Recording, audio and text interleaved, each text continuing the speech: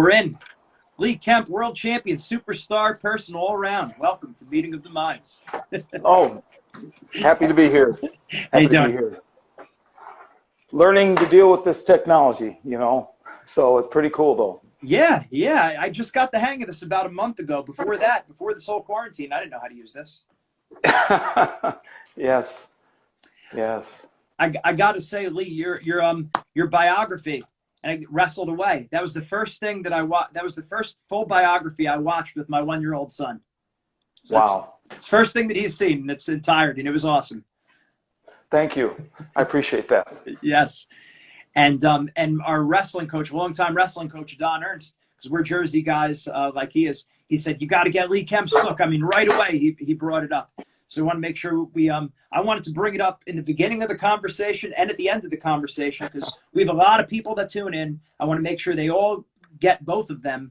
What now that you want them to go, we want to get them to your website. That's the key. Yes. So just to leekemp.com. You can learn about the movie, you can learn about the book and other things that I have going on there. There it is. Couldn't be easier. leekemp.com. So make sure everyone goes there. That's something Donn always told me from a young age. He said, if you want to be the best, you have to learn from the best. So we were watching video footage of you back in the 70s, I think in 78, 79. He had all the videos, and so it was awesome.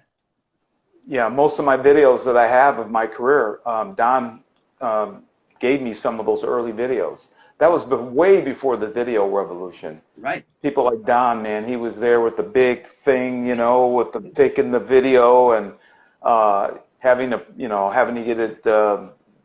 It wasn't instantaneous like it is now. I mean, you'd have to get that stuff developed, and it was. But yeah, Donn Ernst has a lot of the early video of the Petersons, Gable, Rick Sanders, all that. Wayne Wells, he's got all that. He was the Flow Wrestling before Flow Wrestling. Yes, he was. And like he did it just because he loved it. Yeah. He did it because he loved it. I don't think and believe he got any money out for doing it. No, he invested his own money, bought all that equipment on his own, and he broke down all those matches, like all your matches. He had written down all the moves that you did and everything, and he's like, now take a look. This is what's happening here, and I mean, just loads of stuff. So let's talk about you. What's been going on? How have you been doing? Things are good. This is a difficult time, but I try to keep it in perspective because there are generations way ahead of us that have gone through far worse. And it's hard to even imagine what people were going through during, like, let's just say the world wars, some of the other, like the polio outbreak that occurred and like all the other pandemics that have occurred before us. And, we talk about climate change, there's all types of climate things that happened even in the past. But one thing about the human race, we're resilient, we're versatile, and we've all come through it. So, we're all panicking, thinking the world's coming to an end. Guess what? It isn't. We just have to realize that change is just a part of living. It's just a part of life. That's so important, seeing that perspective, because when we're in it, we feel like it's just us. We're the only ones going through it. But no, study your history. Just like in wrestling, you study the history of the legends that have come before you. We'll study the history of the world. People have gone through difficult times. Society has struggled. And far worse than this, obviously. Far worse than this. Yeah. So, this pandemic, I'm not trying to minimize it because I know people that have passed away, so I'm sure the audience has too. So I'm not trying to minimize this at all. Right. But from what I'm hearing, and it depends on the numbers, how much you can believe the numbers that you're hearing. But I mean, there's people that die of this same percentage rate of the flu every year as right now. Maybe this is more, but still people have been dying, and we're really reacting to this one quite differently than other things that people die from. So this is sort of unusual. This is a first for me in my lifetime to have everything shut down. Yeah. I owned a car dealership when I was back in the 90s. I've had to think about that. Back in the 90s through like 2005, and I can't imagine to go 2 months with no customers. I mean, you're going to go out of business. There's just no way you're going to be able to stay in business. So I'm sure the people that are in the middle of their careers I'm at the end. I mean, I'm retired now. I hate that word, sounds weird to me, but I'm 63. I'm not 20 years younger in the middle of what I'm trying to do to build my career, to build my family. I'm sure the stress is very high for people out there, and my sympathies or my thoughts are with people who are trying to deal with this, and even the young people that are in college. I couldn't imagine having my college career like a week before the national tournament. You know, you go through the Big Ten or whatever, you know, so you're ready to go, and nothing. That's nuts. And then you're not going to get it back. At least I thought they were going to give these athletes a chance to make it up, but the wrestlers, it doesn't appear like they are. So that's tough. Yeah, yeah. And what do you say to the athletes that are still competing? What should their mindset be? What should they be doing, maybe physically, nutritionally, mentally? What would you recommend they think? Well, you know, all I can do is put myself in that situation and try to, I mean, for me to give a real honest assessment, I'd have to, because I have the history of the Olympic boycott, so I have actually gone through it, something, you know, very similar. And so now I can kind of give advice from the standpoint of going through it and now being 63 and having gone through it. And it's been 40 years ago now. So I'll start at the end by saying, you know, my advice to people is that, you know, even though wrestling or whatever's happening in your life right now is very important, but life evolves in the moment by moment. And when we live in the past or in the future, we're not really living. We're missing life. So now at 63, I look back and I'm just proud to be still standing here, you know, at age 63. Yeah, the wrestling was important, very important, but obviously it takes on a different meaning now. So my advice to people going through this, yeah, you missed some things. Just like I missed some things, just like other people have missed some things. Think of the people that have gotten an injury at the wrong time. I mean, they had just whatever. I've talked to people that maybe had to go home and some wrestlers that I knew that I thought were really good, but they were in college and they had to drop out and go home and take care of one of their parents that were very sick. So that was a personal decision they made, and they had to give up on their dream to do something they thought was far more important. To take care of maybe their mom or dad. In this case, it was this guy's dad. So what I'm saying is circumstances come up all the time. There's always circumstances.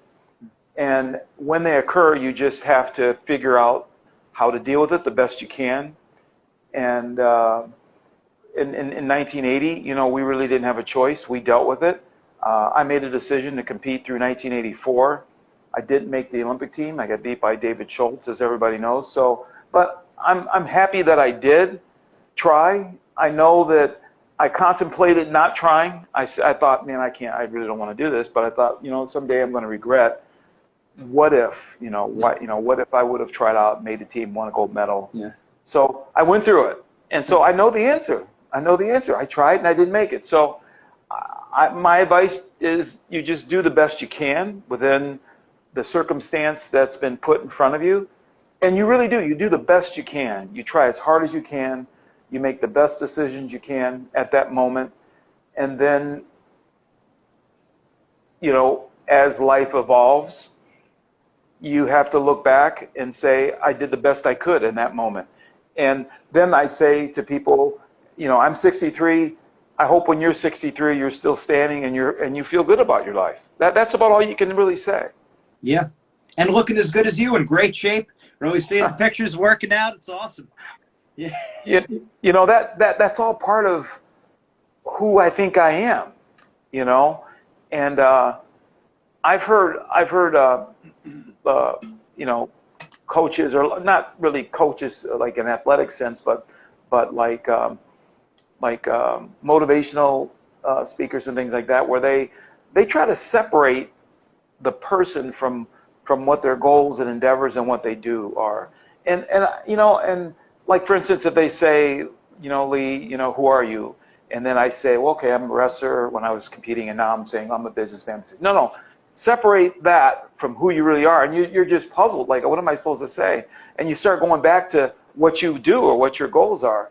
And I just don't think that's realistic. I think we are a sum total of what we try to do with our lives, and there's nothing wrong with that. And for a long time, I ran away from wrestling. When I didn't make the Olympic team in 1984, I was bitter. I was unhappy.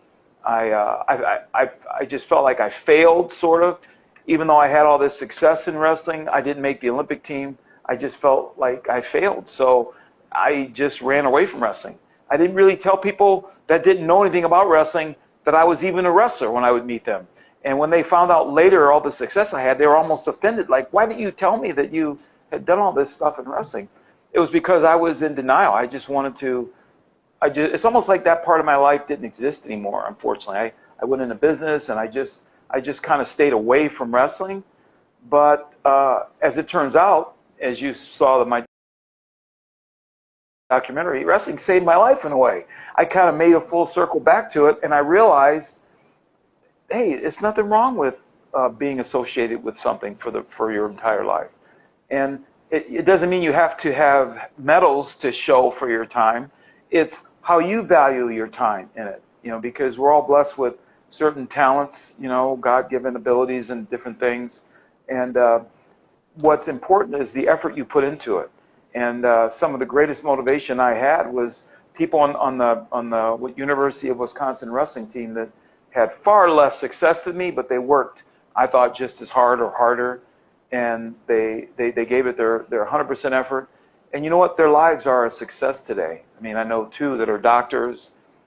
They don't have the medals for the time they put in on the mat, but I saw them grinding away just like me, and so they're proud of their effort that they put in. Yeah. And that's really what it's about, because, if you feel like you've got to stand on the #1 spot on a podium in wrestling, or you're going to go jump off a bridge, just go jump off the bridge now, because that's the wrong odds to put yourself into with that type of pressure, because there's only one person that could stand there.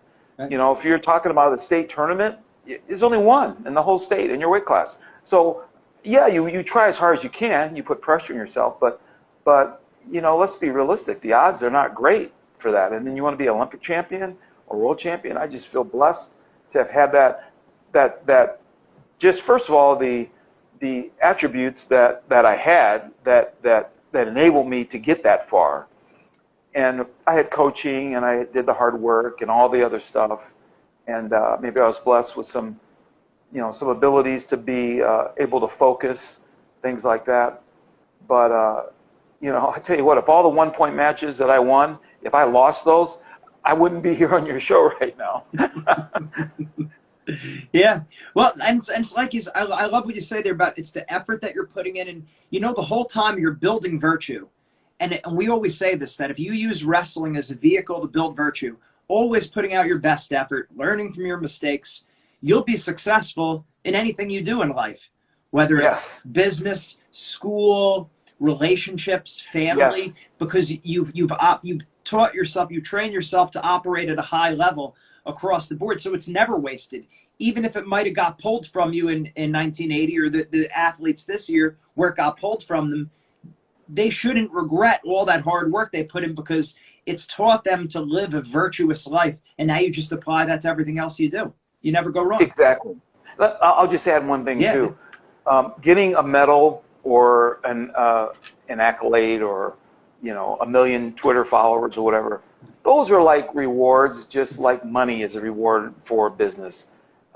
Early in my business career, I've known people that have gone on and sold companies in the billions of dollars. They're very successful from a business standpoint. And I remember early on, like in the 70s, I remember people who were in business, young entrepreneurs, baby boomers, their idea of success was the money, and the money was a way of keeping score. You've probably heard that analogy. Sure. It's almost like, if you think about it in an athletic analogy, I got these many gold medals, or these, and then in the business format, I've got, I made my first million when I was 25 or 30.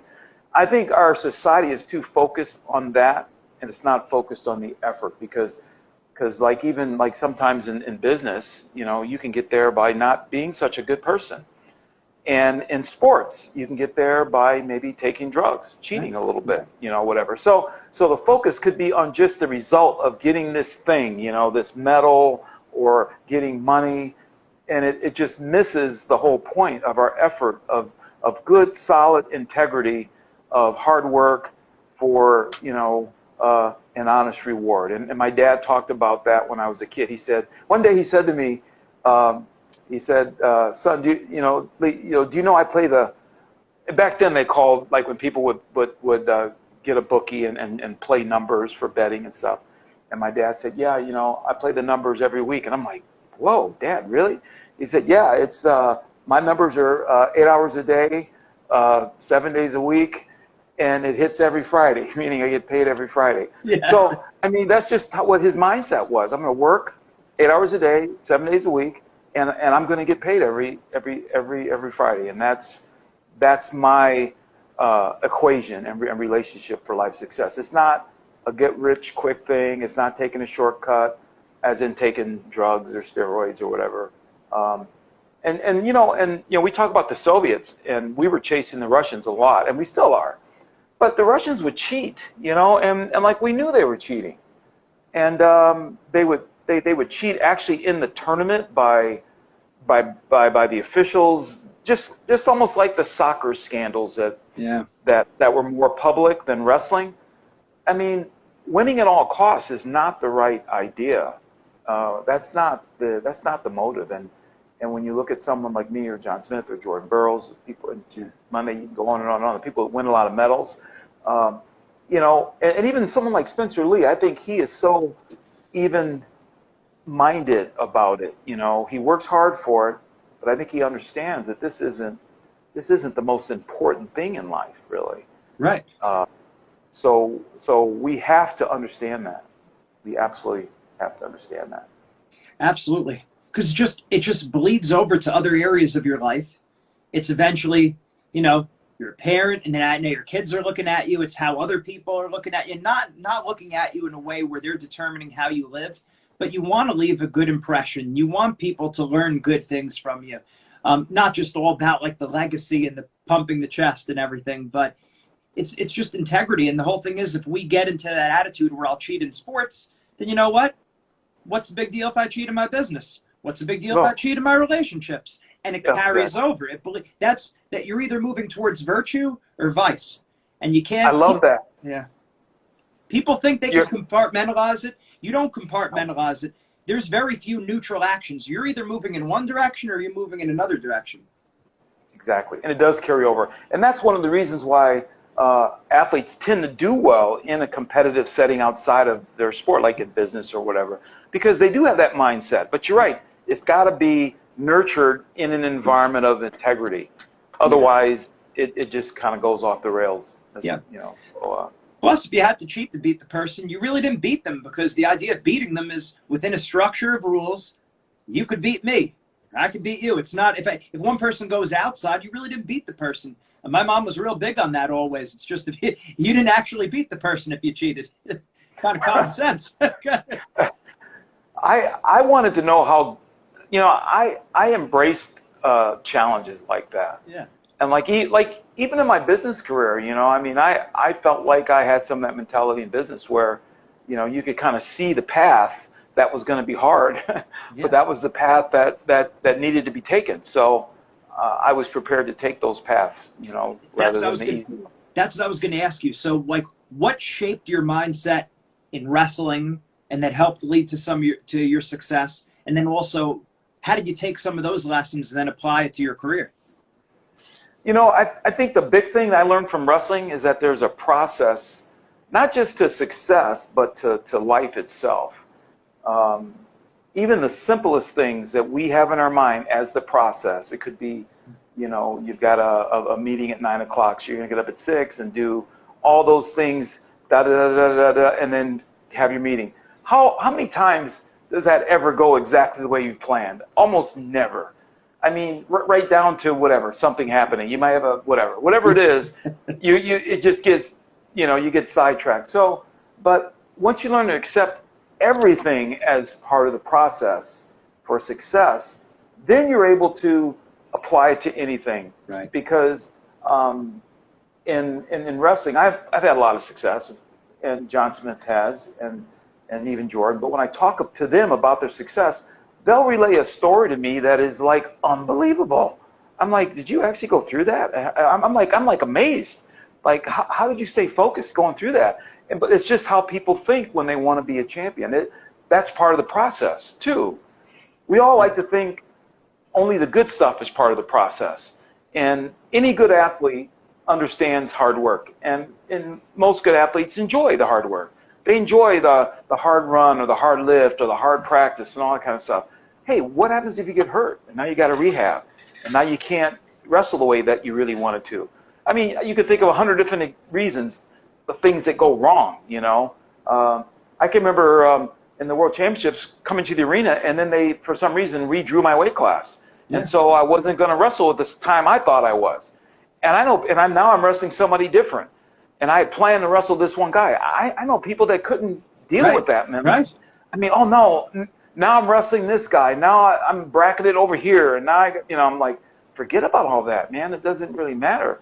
So, to me, that's all part of the process. You just accept it as part of the process, and then once you can accept it, then you can truly deal with it if you can accept it.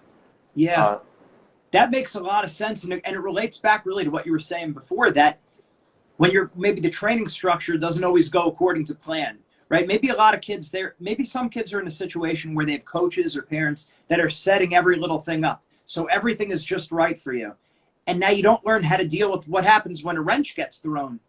Mm-hmm. And that sometimes derails the kid who has all the ability in the world, but they're used to having everything lined up. And what you've done is you learned how to deal with that adversity, or guys like, Jordan or Smith or those guys. And you develop that virtue, you develop that skill of being able to deal with the unknown, the uncertain. I gave this example not too long ago, well, actually just a few days ago. And it was only the first time I'd ever revealed it, so I might as well reveal it on your show. My senior year in college, when I finished my last year, I didn't wrestle in the world team trials, but my coach kind of encouraged me to try to make the world team that year, in 1978, that summer. And so by doing it that way, you'd have to work your way up from the bottom of the ladder, which was a grueling process. So my second match, I was wrestling Dave Schultz, and Dave, for some reason, didn't enter the tournament either. And Dave was a real one of our best freestylers. In fact, he did it in the tournament, but he's such a free spirit. He entered at 180, or something, and he got beat by John Peterson. So anyway, he was serious. He was at the right weight, and you got to win all your matches in order to go up the ladder. So Dave was definitely the guy who everybody thought was probably going to win. Chucky Agler was sitting at the top of the ladder. I was at the bottom, and Schultz entered into the bottom too. So anyway, I beat him 3-3 on a criteria. So I'm thinking, oh, I won, so now I'm going to the next round. Well, Gable comes up to me right after the match and says, Lee, you're going to have to wrestle him again. And there was no precedent for that. I didn't know what that meant. And I had to wrestle him in less than an hour. So I either had to accept it and mentally get myself prepared to beat Dave, or I could have been like mentally screwed up and got beat and been blaming Gable for the rest of my career about him screwing me over. So, there's two sides to everything, and of course it worked out in my favor, but I think what it really did is it made me really understand that I could overcome something that just didn't work out right. And my point of view, my thought then was, well, this is my first world team. I respect Dan Gable. It's his team. And I remember stories of him making some of their varsity guys wrestle off right before the Big Ten because they might not have been wrestling well, or maybe whatever. So, and he made them wrestle off. So he made them prove that you really want to be on this team and wrestle in the Big Ten. So I knew all that. So I just thought, well, maybe he's just trying to find out who's better, because that wasn't a very decisive win, Plus, he wasn't happy that you whipped up on him before, so, he had to... I'm going to get Lee now, okay, put him on there. But it worked out for me because and a great coach can do that. A great coach can challenge an athlete to reach way deeper than they thought they ever could. And it takes a genius of a coach, and Dan is definitely that guy. Think of how many people you've talked to that give Gable so much credit for everything that they've learned to do. And so I beat Dave 9-2 that next match Yeah. to make it convincing. Nice. But that year was the year that I won the Worlds at 21, becoming the youngest American to win the world. So had my coach not talked me into going, which I had no intentions of going, and I'd won my third national title. It was going into the summertime. I wanted to have fun, whatever you do in college, and now back in wrestling. So first I do that, and then I get there. And then I got to decide, okay, am I going to forge my way through this thing? And it just worked out for me. And then from that point on, I took a lesson from that I use even to this day about the process. Yeah, that's huge. There's a lot to learn from that whole story. First of all, it's funny because as we're speaking, I have you on my phone. On my computer screen, I was watching the Dan Gable Snowed In on Flow Wrestling, so I'm actually looking at Gable while we talk about this. My goodness. but yeah, like the good thing about that experience that you had to wrestle that match again. Now you wind up beating Dave Schultz by a considerable margin. So confidence. So think about that. You wouldn't have had that. I mean, that was a positive experience. Almost anyone would look at that and say, there's nothing more to prove. There's nothing I could get out of this match. No, there is something you get out of that match. And just being tested by such a quality opponent, that helps you perform at a higher level in the World Championships. So there were positives from that. Yes. And it's trusting your coach or trusting your mentor or trusting someone that's put in your life an authority over you, that they are entrusted in your development, and we hope they have integrity, but you have to you just have to believe in what they are telling you to do, whether it's a work setting, a coach setting. I can't say how many times coaches come to me and they're frustrated because their athlete, they're just they're having a hard time coaching their athlete, and we have too many individuals today, too many people that have gotten success, they feel like on their own, and they don't need a coach really. They just don't want anyone telling them what to do. I just don't agree with that. And the problem is we let those people go, and they do have success. So it becomes a point where now what do you say to this person? And you can't really control them. And it's not about control. It's about offering some information, some advice, something that could help. I can remember coaches telling me things that enable me to beat an opponent next round. Coming up to me saying, Lee, the way you hit your single, I'm thinking, well, I do my single better than anyone in the world. You can't tell me anything about my single leg. But I'm thinking that, but then they're showing me some stuff and I'm listening, and then I say, okay. And then as it turns out, man, I'm using it. I've heard Dave Schultz say that once. Like we were at a clinic and there was this junior high kid wanted to show Dave something, and Dave was real open about it. Okay, show me, The kid was going through his thing, as a junior high kid was, and Dave walked away from it and says, Lee, that kid had a point there. I really think there's something there that maybe I can use. So I never forgot that. Yeah. Everybody has something to offer. You can't treat people like they don't have anything to offer, because they do. That doesn't hurt you to just listen and give someone some respect. And let them, especially if they're already in a position to be in authority over you in some way, whether it's a coach, a teacher, professor, boss, whatever, parent. We all have kids, and we go to that meeting of the minds. Most fathers have that meeting of the minds with their sons, where they have to kind of, I'll get there someday. I didn't get there yet. He's only one. I got another one on the way, but I'll get there. It will happen. If my son was here, he's coming, by the way, today, so coming home. But nice. I mean, there were some times where I'd kind of stand up to him and say, look, okay, you're not doing that. And he's thinking, yes, I am. I'm thinking, oh, okay, no, you're not. I mean, you've heard those stories. Maybe your parents, your dad did it to you, for you. There's just, we lose that respect.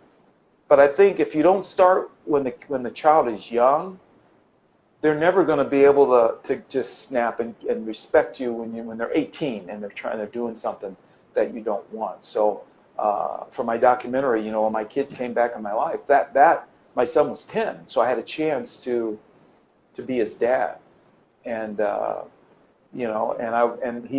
my daughter, she was 16. they both have allowed me to parent them, and as a parent, you say things sometimes that aren't necessarily things that they want to hear. Sure. And you're telling them to do things that they don't want to do right away. But as a parent, you're telling them to do this. And I've been blessed that my kids have, I don't know whether they were appeasing me or not, but they did. And I was really, I think, and they've come back to thank me. To say, Dad, I really appreciate you, what you did for us when we were in high school and blah, blah, blah. So it's like, but at the moment, you don't know if you're doing the right thing or not. So I'm saying that to say that maybe Gable didn't know he was doing the right thing. Right. I mean, he had no idea how I was going to react to that. Right. I mean, I was a 3-time national champion. I mean, I was, I had my chest stuck out, and I could have gotten an attitude about it, and really been not real pleasant. And of course, that attitude would not have been the right attitude to have to go try to beat a guy like Dave Schultz. But Gable's a strong coach. He's a strong personality individual, and I've seen him on other occasions stand up to some of his athletes. Yeah. Crazy, man. I mean, I was in the Hawkeye room when I was training to try to make the '84 Olympic team, and I saw that man do some things that I've never seen any coaches do before, which is why he's where he is. Oh yeah. Crazy. Oh yeah. Now, it's so many good things you said there. Being a ferocious learner, and that goes along with humility. I could learn from people. And Donn would always say this to me. He'd say, none of this. He'd flick his nose and he'd say, none of this. And he said, and that's one of the things he really liked about the 70s time period. I guess he looked at that as more of like a golden age of wrestling. And he always spoke about that. And now we see with social media, which it's great. It brings a lot of benefits, but also each kid, even when you achieve some success at a young age, it goes to your head and you become a mini celebrity as a freshman, sophomore in high school. And it's like you might have achieved a certain level of success, but where's the virtue, right? And so what happens is we start focusing on the wrong things. And that goes back to the word you brought up, authority, which almost nobody talks about now, because right off the bat, you say authority, people look at like an abuse of authority. Right. Mm-hmm. People in authority could abuse authority. It's happened before. It'll happen again. But one thing you see with these high-level performers, high-level athletes, they trust the coaches. They trust that authority. And Donn said that to me. He said, listen, when I coach you, he said, I'm here and you're here. Like, he checked me immediately. He's like, I'm here and you're here. He's like, after we get off the mat, he's like, then we can be friends. I mean, he's still my elder, so it's not like that. Mm-hmm. But it's okay to have that position and to be told, and then you trust that authority. That goes a long way. I heard Gable once in the corner of one of my matches, and it's difficult when you have at least, there's two people cornering you, and both people are talking, and you only get that little window of 20 seconds to say stuff. Yeah. Dan said, look, I'm the coach here. And he just checked that other coach, man. I was watching that. Gable was not afraid to and he was not wrong. Right. He was not afraid to show his authority, and he had the authority. Yeah. And it wasn't that the other coach didn't have anything valuable to say, but obviously if both people are talking, then nothing's getting through. So you're right. We've lost some of that, and we've lost the ability of our athletes to absorb it and take it in the right way, because it doesn't happen in the home. Like, I grew up in a home where, man, if I couldn't talk back to my parents, my mom or dad. Yeah. Just couldn't do it. Yeah. I'd be afraid to talk back to my mom even now. I wouldn't do it. and my son has talked back to me. I mean, times are different, but I've had to work within the new rules. My son very quickly told me that if you touch me, I'll call child protection. I'm like, oh my God. Are you serious? Like, where did you learn that from? No, but also, like you said, it's like he says he's going to do something. It's like, no, you're really not going to do that. And that's important. Yeah. And I think ultimately the kids want that, because it shows that there's a care, there's protection there. You feel safe with that. Like everyone says on the surface, I want to be able to do whatever I want. That's not exactly what people want. If you talk to kids and you really learn more about them, and I was a school psychologist for a little while, so I spoke to kids, that's not exactly what they want. They don't want the loosey-goosey, I could come home whenever I want. They want a parent that cares, and that at the right time, when they cross a boundary, reasonably, it's like, hey, no. Yep. And the big thing, this is the big thing, they're watching. They're watching you. They're watching you. So what you're saying, they're watching, and you have to back up what you're saying, because otherwise you have no credibility at all. Right. And I always knew that. I knew my kids were watching, and you know, I tried to make sure that I was walking the talk, so to speak, you know, so my kids would always have that. And one of the big things kids pick up on nowadays is your words. Yeah. You know, if you are loose with your words, like saying something, and they perceive it as like a kind of a promise. And my son said, well, you said you were, I'm like, oh my God, what are you talking about? You're pointing your finger at me saying you said? Like, are you what? Well, you lied to me. I'm like, I didn't lie to you. What do you? So I really had to go back and think about what I actually said to him. So I got really more clear with my conversations with him, because he was definitely listening to things I was saying to him. So I learned a lot that day, that he checked me on some things. And so, but I felt comfortable that he felt he could communicate with me in that way. So it wouldn't be, man, I couldn't have said that to my dad. That just wouldn't have, that wouldn't have worked real well. And my mom always told me, I brought you into this world, I could take you out. You don't mess around with a woman like that. No, I thought only black people's moms said that. No, my mom said that too. That works for Italians also. So they must have been somehow in the same, I don't know, the same environment, I don't know, whatever. Yeah, the same area. It's definitely, oh man, it's crazy. Yeah, you don't mess with a woman like that. And the other thing is, at an Italian household, you don't have to look for advice. Advice finds you. So. Yeah, that's true. That's how it goes. True. Finds you quick. Yeah. No, but that's good. But like you said, just having that, the willingness to learn, and then we learn, we're humble, we learn, and we apply it to whatever it is that we're doing. It's just tremendous. It's one of the key success principles. Mm-hmm. And it never stops. Right. It never stops. It just continues on through the rest of your life. That's right. It does. Well, this is good. This is good. This is therapeutic for me too. It's like parenting mindset you're giving me right now. So that's important. Awesome stuff, Lee. Thank you a million times over. Great stuff. Okay, so let's go back to where we could get more information from you. So Wrestled Away, the documentary, everyone should watch it. It's available on most of the video on demand platforms except Netflix. So if you Google Wrestled Away, the Lee Kemp story, you'll have numerous places to get it. You can go to my website at leekemp.com. I've got